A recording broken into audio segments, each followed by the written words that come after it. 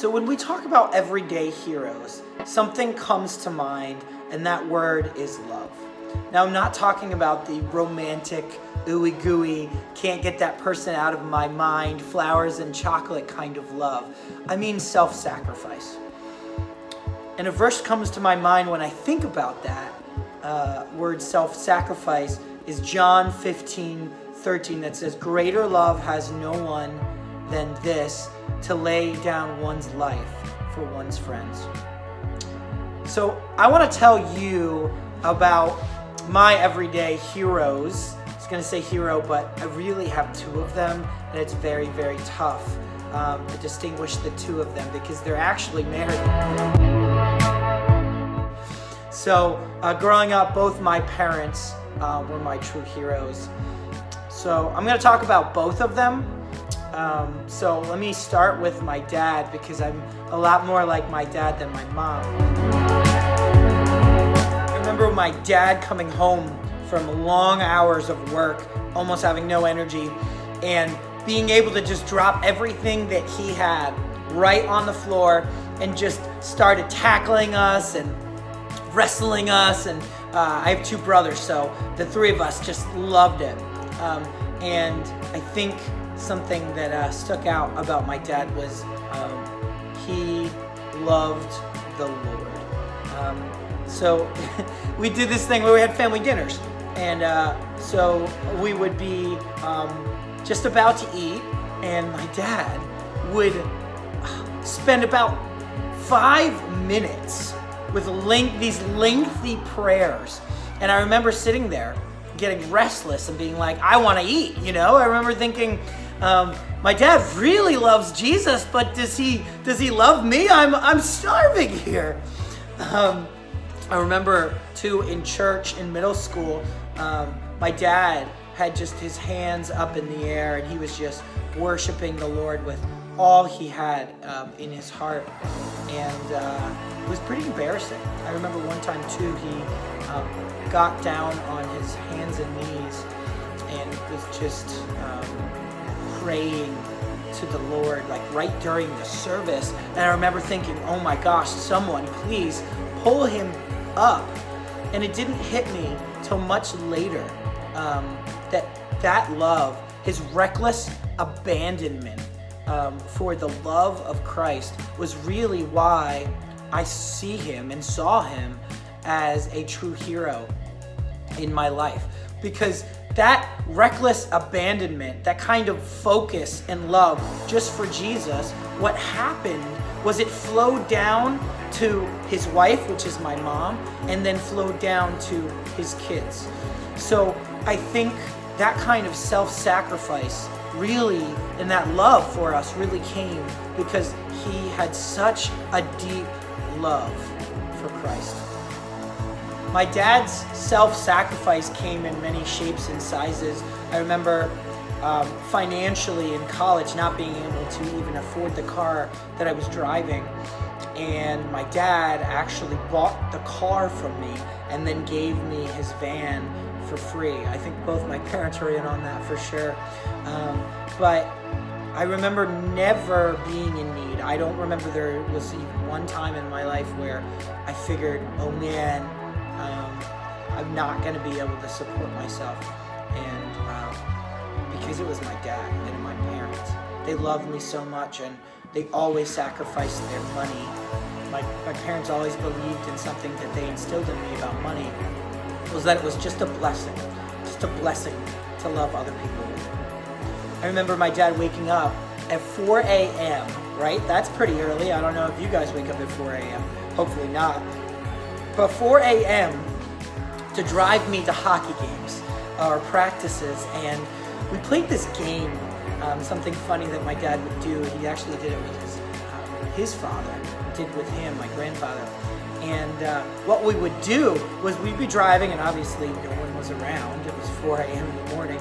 And we'd come to a red light. But what happened was he would slow down way before the red light and see how long he could keep the car from stopping, and hopefully that red light would turn green before he got there. So it was just always a fun time that we would do. I always remember that would stick in my memory. now my mom. My mom's name is Dawn. Probably the most sentimental, caring person I think I've ever met in my whole entire life. My mom was the kind of loving woman that she would literally take her shirt off her back for you when she knew that you were in need. And there wasn't one person that walked in our house and that walked out that did not get fed. She always cooked amazing home-cooked meals. Something else that stuck out about my mom was her passion to loving us for education. She wanted to pick the right school. And in order to do that, she picked a school that fit us that was an hour away. So when we couldn't get a carpool ride, she would drive an hour to the school and then an hour back. And then to pick us up, she'd drive another hour and then an hour back, just to make sure that we went to the right school. My mom is one of the most godly women I know of. Something that she would always say to me is, Karis, is Jesus on the throne of your life?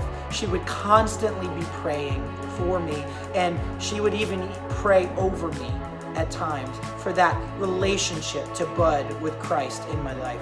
One big moment stands out for me with my mom was, I remember in college I went through a very, very hard breakup, and it happened so unexpectedly that I didn't know what to do, and I was standing there absolutely ugly crying. I mean, not just the waterworks, but the absolute most ugly crying you have ever seen in your life. And I remember walking up to my mom and she just hugging me and holding me and crying with me that almost felt like an hour. And she kept saying to me that, Karis, God loves you so much more than I will ever love you, and He has such an incredible plan for your life. You have to trust in Him. You have to trust in Him. Funny thing about my mom is she collects sheep. I don't know how she got into that, especially since we eat lamb at Easter, but she loves sheep.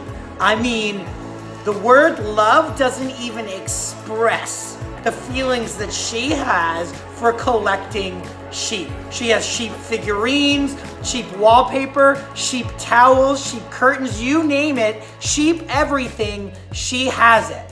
But one thing she hates is squirrels. So every time at Christmas, we give her a Christmas gift that's squirrel inspired, and she absolutely hates us for it. So just to end this here, my parents have always sacrificed for me still, even to this day. And so when I think about Jesus and I think about how He sacrificed so much more than my parents could have ever sacrificed for me, I think about, do I sacrifice for others the way Jesus sacrificed His life for me on the cross?